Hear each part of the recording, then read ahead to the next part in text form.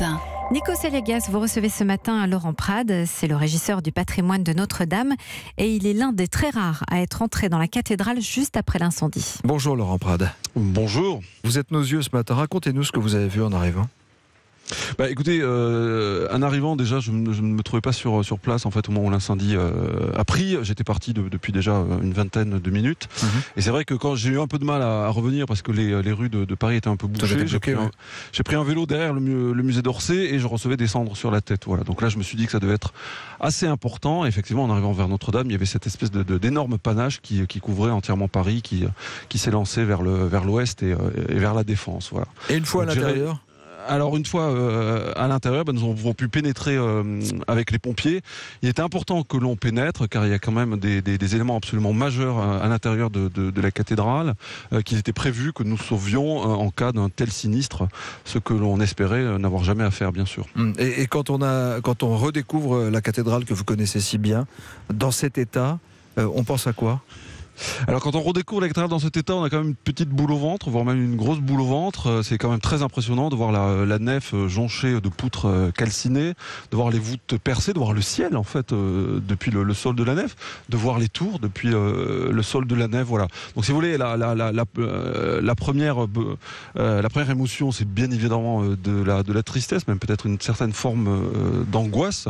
Mais l'action et l'urgence font aussi que extrêmement vite on se ressaisit et on se met à l'œuvre et là le travail de tous est absolument à souligner, que ça aille des pompiers de Paris ou au service de la conservation des monuments historiques du ministère de la Culture.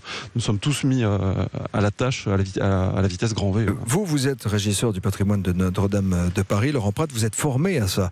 Il y a des procédures. Le soir de l'incendie, qui vous a informé ? C'est l'alarme, on vous a dit il y a le feu, vous étiez où ? Comment ça s'est passé pour vous ? Alors moi, comme je vous l'ai dit, je venais de quitter mon bureau et c'est l'un de mes collaborateurs qui lui était sur place en fait qui m'a prévenu comme quoi il y avait une annonce d'évacuation. Voilà. Donc normalement, mais vous imaginez que c'est sérieux ou que c'est plutôt un exercice ? Moi je commence à m'imaginer que c'est sérieux parce que je connais bien la procédure. S'il y a une annonce d'évacuation, ça veut dire que dans les 5 minutes qui ont suivi l'alerte, on n'a pas pu faire ce qu'on appelle la levée de doute, c'est-à-dire que des agents n'ont pas pu confirmer qu'il y avait ou pas un réel incendie. Voilà. Donc on franchit déjà un stade important et de fait, comme c'était dans les parties hautes et en particulier dans la charpente, c'était pas évident d'emblée. J'entends, et toute la nuit après l'incendie, vous avez mis les trésors de Notre-Dame à l'abri. Absolument. Comment s'est déroulé le sauvetage ? Comme je vous le disais, le ministère de la Culture nous a demandé il y a un peu plus d'un an de mettre en place un plan de sauvetage des œuvres, un plan d'urgence. Nous nous y sommes attelés de manière extrêmement consciente et minutieuse. Nous sommes même allés au Louvre voir un peu ce que faisaient les pompiers du Louvre. Mais on l'a couché sur le papier de manière très précise, mais en se disant que ça n'arriverait jamais. C'était absolument impossible qu'une telle chose arrive. Invraisemblable. C'est totalement invraisemblable. Voilà. Donc, comme je vous le disais, après l'effroi, c'est le sang-froid qui revient et nous avons attaqué, si je puis dire, ce plan de sauvetage des œuvres qui comprenait en tout cas dans un premier temps le sauvetage d'une douzaine d'œuvres majeures. C'est exactement ce qui a été fait. Grâce au travail des pompiers, on a pu sauver aussi d'autres œuvres à l'intérieur de la cathédrale tant que celle-ci était accessible. Voilà. Accessible et transportable. Mais c'est clair que c'était très impressionnant. On a été équipé de casques de pompiers qui nous guidaient dans la fumée. Il y avait des morceaux de bois incandescents qui tombaient un peu partout, des voûtes du chœur, de la nef. C'était extrêmement impressionnant. C'était une opération de sauvetage réellement avec sa part de risque. Ces œuvres sont où aujourd'hui ? À l'Hôtel de Ville, au Louvre, elles sont où ? Alors ces œuvres, dans un tout premier temps, donc la première nuit, ont été accueillies à l'Hôtel de Ville. Madame Hidalgo était sur le terrain. Elle a mis à disposition des espaces sécurisés pour répondre à l'urgence. Et hier, toutes ces œuvres ont été transférées dans les réserves du Louvre. Voilà. Et hier, toute la journée, nous avons procédé au transfert du reste du trésor, parce qu'il y a aussi beaucoup d'œuvres qui sont dans la sacristie, dans le bâtiment à côté de Notre-Dame. Et tout cet ensemble a été transféré hier par les conservateurs au Louvre. On a beaucoup parlé de l'orgue, le grand orgue qui apparemment n'est pas endommagé. En tout cas, on ne sait pas s'il fonctionne. Moi, je suis monté dans l'orgue hier matin lors de la toute première visite que nous avons faite avec les pompiers pour aller repérer un peu les dégâts. Le grand orgue n'a absolument n'ont pas été touchés, il n'a pas reçu la moindre goutte d'eau. Voilà. Alors il est totalement empoussiéré, il est rempli de suie.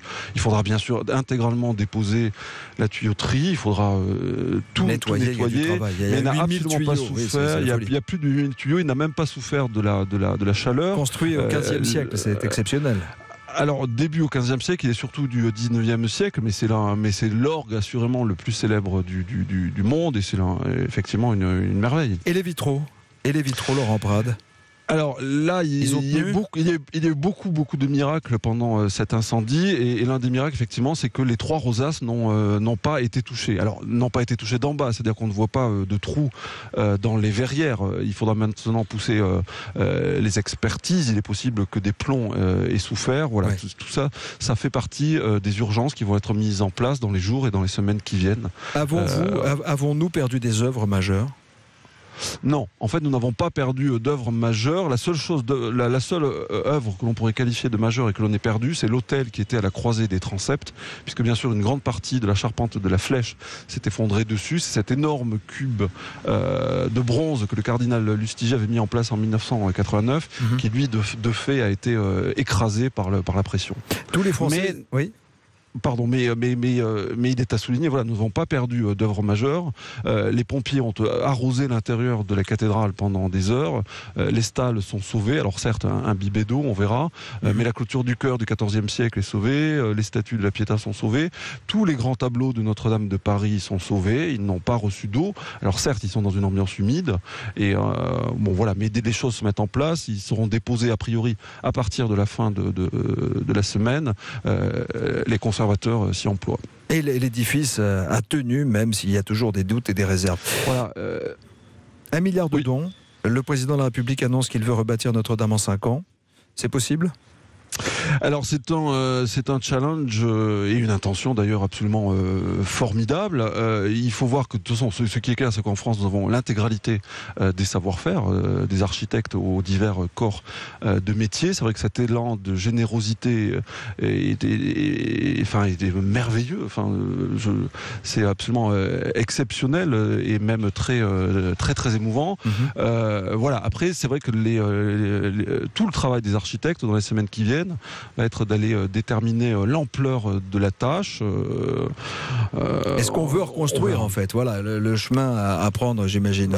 On peut comprendre que l'on veuille reconstruire. Enfin, on le voit même encore ce matin où il y a encore beaucoup des gens reviennent sur les quais. On voit que Notre-Dame de Paris, c'est certes la cathédrale de Paris, c'est un peu la cathédrale de la France, mais aussi la cathédrale du monde. C'est le patrimoine de l'humanité. Laurent Prade, le coq de la flèche a été retrouvé dans les décombres. Symbole ou miracle? Le temps nous le dira. Symbole, absolument, exactement. Merci beaucoup d'avoir été notre invité ce matin. Je rappelle que vous êtes le régisseur du patrimoine de Notre-Dame de Paris.